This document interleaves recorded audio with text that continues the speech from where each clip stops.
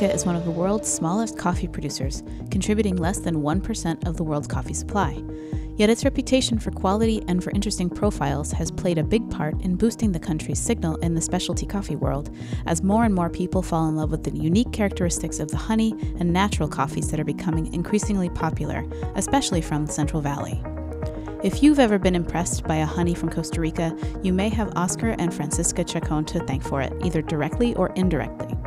The couple owns and operates several farms, as well as the Micromill Las Lajas, where they were among the very first pioneers of the honey process, and they continue to work tirelessly to improve their techniques and create even more value for the coffees they produce. When Cafe Imports first met the Chacons in the mid-2000s, they were still in the early stages of experimenting with these types of coffees, and they tasted unlike anything we'd ever had before from Costa Rica. Today, the Chacons' curiosity and passion has led them to develop even more variations on both honey and natural processes, allowing them to stand out as leaders in the coffee-producing community worldwide. The first time that I met the Chacons, it was at the beginning of the harvest of 2015. Me and Piero, we did that harvest together. I was familiar about their coffees just because of what I heard from my previous experiences. But that was the first time visiting them at their farm.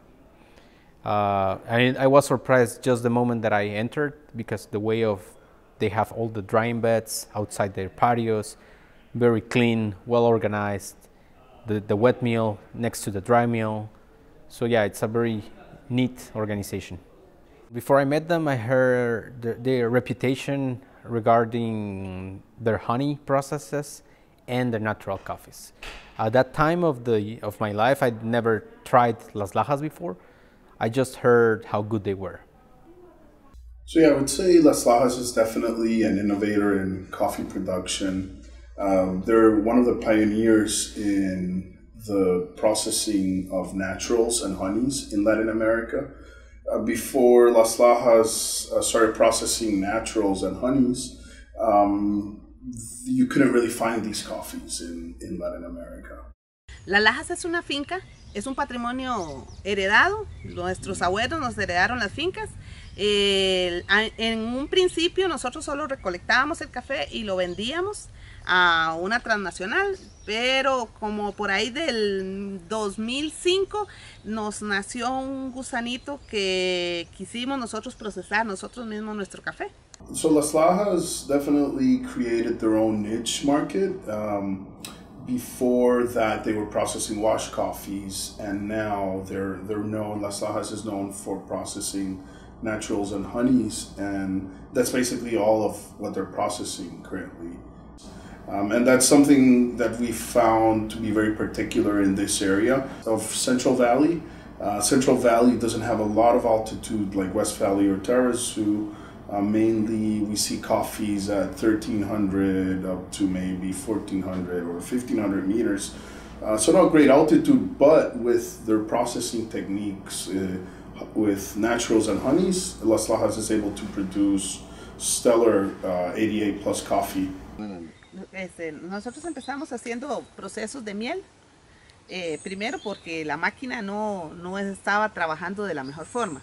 Y lo que sí veíamos era que cuando nosotros dábamos a catar el café, un café 100% lavado y un café con miel adherida, la catación del café con miel siempre era un poquito superior. Entonces eso como que nos emocionó y nos retó al mismo tiempo para poder hacer algo diferente. Le estoy hablando de hace 10 años, la miel no era un proceso como tal, no era un proceso conocido. Entonces lo que se decía era que las mieles amarillas eran las mieles claras, mieles limpias, eran las que funcionaban. Lastimosamente, o para nuestro beneficio, en Las Lajas siempre los cafés nos quedaban entre rojos y negros. Entonces de ahí también surgió luego, ya con un poquito más de experiencia y conocer un poquito más el mercado, salieron esos tres procesos, el hielo, el red y el black honey, que son los que hasta ahorita nos han permitido acceder a un mercado de especialidad. The reason of doing honeys for Las Lajas is that has also to do with the laws in Costa Rica. Costa Rica doesn't permit the usage of intense amount of water for producing coffee. So Las Lajas found out that there was a mill brand called Penagos that used less quantity of water to produce coffees. So they started experimenting with the mucilaginator in order to produce the honey coffees. So with this machine, they are able to reduce the mucilage without doing the fermentation process. And with their curiosity, they saw that the honey coffees for them created a better profile in the cup than their washed coffees. So once they saw how good their honeys were, they start to producing more and making more research into their honeys. And the result was similar to the naturals, having 3 types of honeys at the beginning. So they had the red honey, the black honey, and the yellow honey from one concept. In the years to come, they also experimented with different types of drying times in order to produce yellow diamond honeys, and all of them different flavors. Nosotros vimos que mucho beneficio, el café estándar, el lavado, y de ahí salía cuál era el mejor café, cuál tenía las mejores virtudes, pero propiamente el productor no probaba su café y nunca tomaba su café. Cosa extraña que el productor nunca probara su café. Siempre comprábamos los cafés que se vendían en los negocios, pero nunca tomábamos nuestro café. Entonces nosotros empezamos a tomar café del que nosotros estábamos haciendo. Víamos un lavado, víamos un miel y sabía más rico el miel y nos comenzó a gustar más el miel.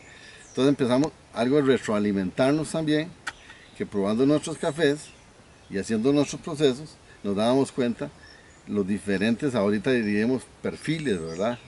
In 2016, Las Lajas decided to buy a roaster, a Probatino, in order to roast and cup at their facilities. Not only they bought the roaster, but also they set a cupping lab at their house, at the mill, with the idea of cupping all their coffees and get to know what they were producing. They are very organized, and as an example, all their coffees will come with a code. Let's say, for example, RH1, that stands for Red Honey 1. So that's the first lot of their harvest. So us as a company, together with Las Lajas, is that we cup all their coffees. Then we share the results. So they have our results and they have their code. And then if the coffee is approved and we buy the coffee, bring it to the US or wherever it goes, then we cup the arrival and we share also with Las Lajas. So they have 2 scores to compare. So then if the coffee cups well and lands well, then they go back to the lot and see what they did in order to replicate that. They make a really nice team, the both of them. Oscar, he's the one who is more into depth into the farms, into the field. So he knows quite well the agricultural side, but also he knows the time to fertilize, time to prune, the climate, how much rain is going to happen.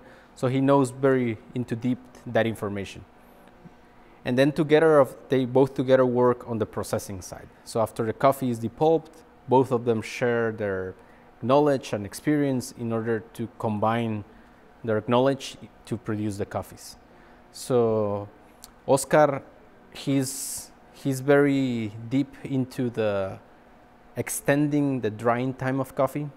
So he's always experimenting different drying time, making instead of 10 days, how can he make 15 days of drying time? And then Francisca come along and she says like they should do this or change something. So it's a good synergy they make.